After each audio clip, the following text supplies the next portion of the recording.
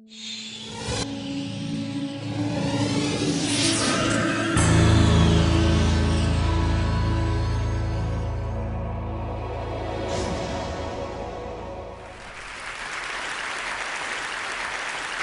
you know how many choices you make in a typical day? Do you know how many choices you make in a typical week? I recently did a survey with over 2,000 Americans, and the average number of choices that the typical American reports making is about 70 in a typical day. There was also recently a study done with CEOs in which they followed CEOs around for a whole week. And these scientists simply documented all the various tasks that these CEOs engaged in and how much time they spent engaging in making decisions related to these tasks. And they found that the average CEO engaged in about 139 tasks in a week. Each task was made up of many sub-choices, of course. 50% of their decisions were made in 9 minutes or less. Only about 12% of the decisions did they make in an hour or more of their time. Think about your own choices. Do you know how many choices make it into your 9-minute category versus your 1-hour category? How well do you think you're doing at managing those choices? Today I want to talk about one of the biggest modern-day choosing problems that we have, which is the choice overload problem. I want to talk about the problem and some potential solutions. Now, as I talk about this problem, I'm going to have some questions for you, and I'm going to want to know your answers. So when I ask you a question, since I'm blind, only raise your hands if you want to burn off some calories. Otherwise, when I ask you a question, and if your answer is yes, I'd like you to clap your hands. So for my first question for you today, are you guys ready to hear about the choice overload problem? Thank you. So when I was a graduate student at Stanford University, I used to go to this very upscale grocery store. At least at that time, it was truly upscale. It was a store called Draeger's. Now this store, it was almost like going to an amusement park. They had 250 different kinds of mustards and vinegars and over 500 different kinds of fruits and vegetables and more than 24 different kinds of bottled water. And this is during a time when we actually used to drink tap water. I used to love going to this store. But on one occasion, I asked myself, well, how come you never buy anything? Oh, here's their olive oil aisle. They had over 75 different kinds of olive oils, including those that were in a locked case that came from 1,000-year-old olive trees. So I one day decided to pay a visit to the manager, and I asked the manager, you know, is this model of offering people all this choice really working? And he pointed to the busloads of tourists that would show up every day, with cameras ready usually. We decided to do a little experiment. And we picked jam for our experiment. Here's their jam aisle. They had 348 different kinds of jam. We set up a little tasting booth right near the entrance of the store. We either put out 6 different flavors of jam or 24 different flavors of jam. And we looked at 2 things. First, in which case were people more likely to, stop, sample some jam? More people stopped when there were 24, about 60%, than when there were 6, about 40%. The next thing we looked at is in which case were people more likely to buy a jar of jam. And now we see the opposite effect. Of the people who stopped when they were 24, only 3% of them actually bought a jar of jam. Of the people who stopped when they were 6, well, now we saw that 30% of them actually bought a jar of jam. Now, if you do the math, people were at least 6 times more likely to buy a jar of jam if they encountered 6 than if they encountered 24. Now, choosing not to buy a jar of jam is actually probably good for us. At least it's good for our waistlines. But it turns out that this choice overload problem affects us even in very consequential decisions. We choose not to choose even when it goes against our best self-interests. So now for the topic of today, financial savings. This is a study that I did with now I'm going to describe to you a study I did with Gur Huberman, Amir Kaminica, Wei Zhang, where we looked at the retirement savings decisions of nearly 1 million Americans from about 650 plans, all in the US. And what we looked at was whether the number of fund offerings available in a retirement savings plan, the 401k plan, does that affect people's likelihood to save more for tomorrow? And what we found was that indeed there was a correlation. So in these plans, we had about 657 plans that ranged from offering people anywhere from 2 to 59 different fund offerings. And what we found was that the more funds offered, indeed there was less participation rates. So if you look at the extremes, those plans that offered you 2 funds, participation rates were around in the mid-70s, still not as high as we want it to be.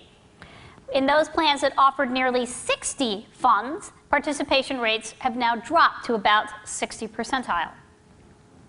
Now it turns out that even if you do choose to participate when there are more choices present, even then it has negative consequences.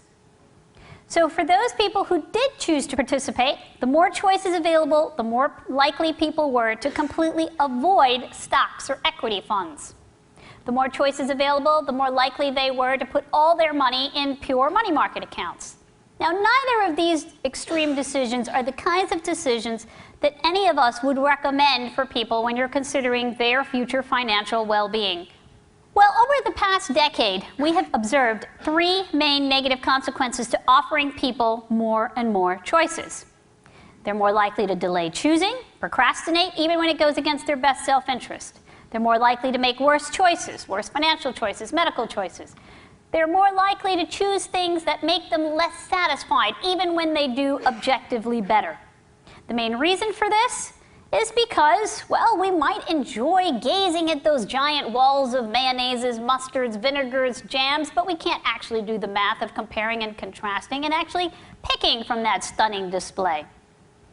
So what I want to propose to you today are 4 simple techniques that we have tested in one way or another in different research venues that you can easily apply in your businesses.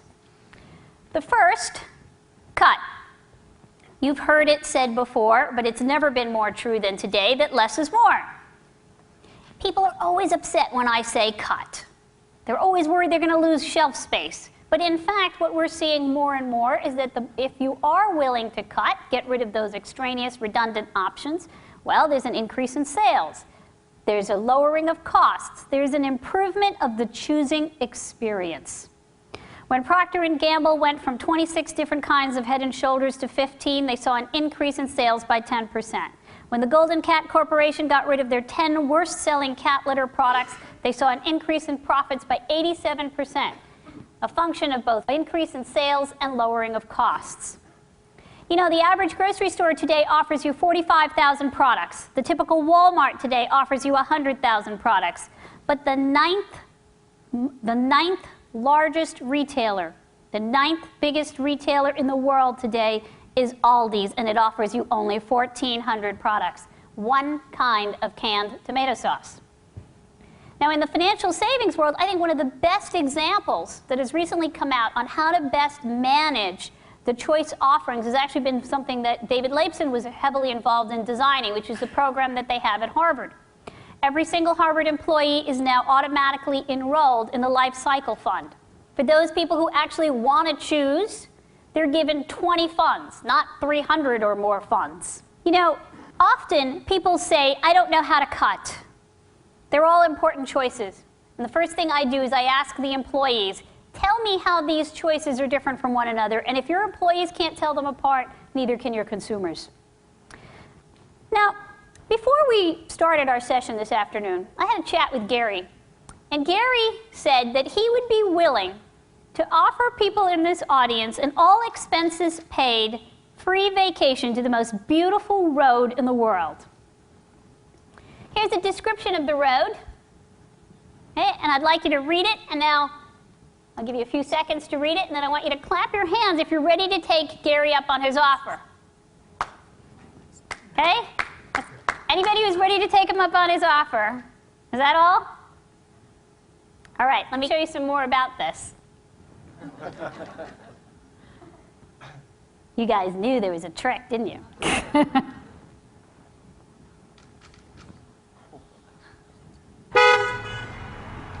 Now who's ready to go on this trip?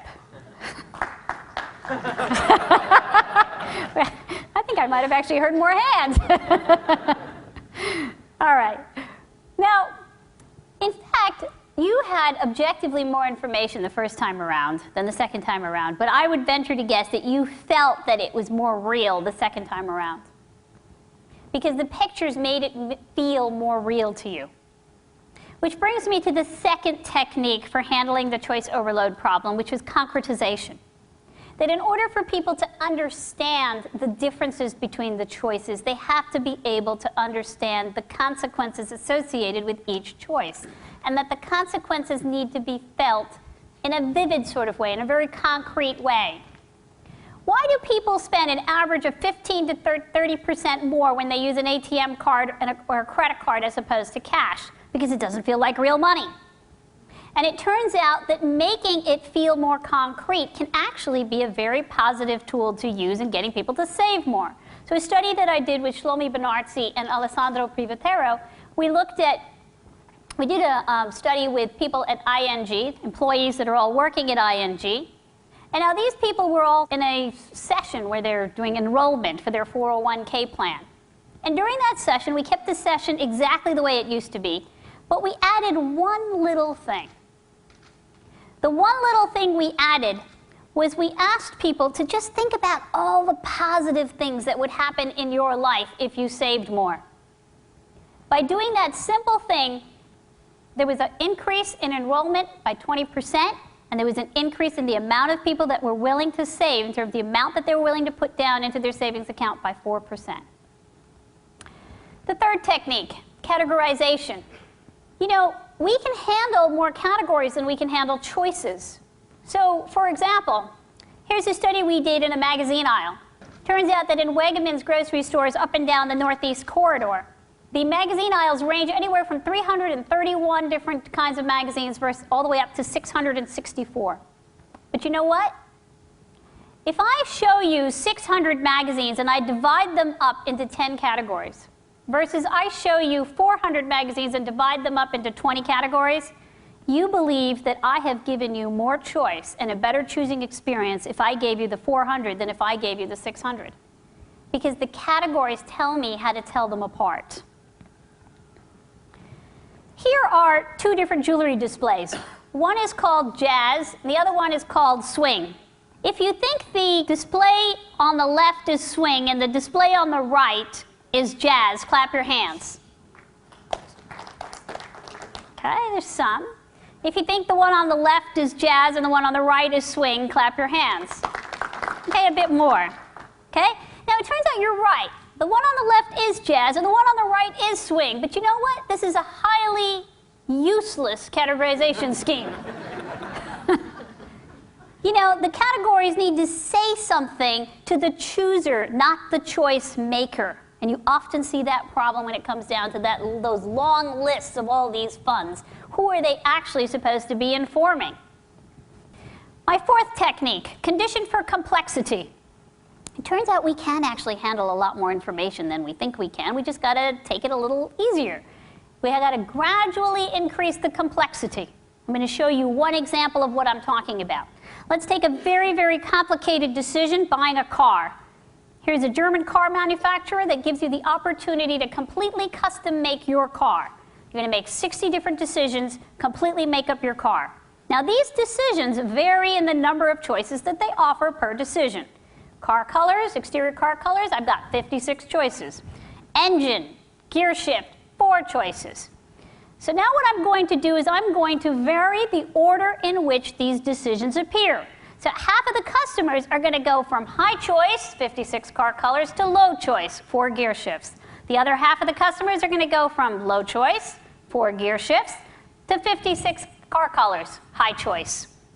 What am I going to look at? How engaged you are. If you keep hitting the default button per decision, that means you're getting overwhelmed. That means I'm losing you. What you find is the people that go from high choice to low choice, they're hitting that default button over and over and over again. We're losing them. They go from low choice to high choice, they're hanging in there. It's the same information. It's the same number of choices. The only thing that I have done is I have varied the order in which that information is presented. If I start you off easy, I learn how to choose.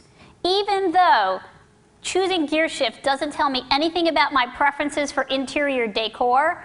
It still prepares me for how to choose. It also gets me excited about this big product that I'm putting together, so I'm more willing to be motivated to be engaged. So let me recap. I have talked about 4 techniques for mitigating the problem of choice overload.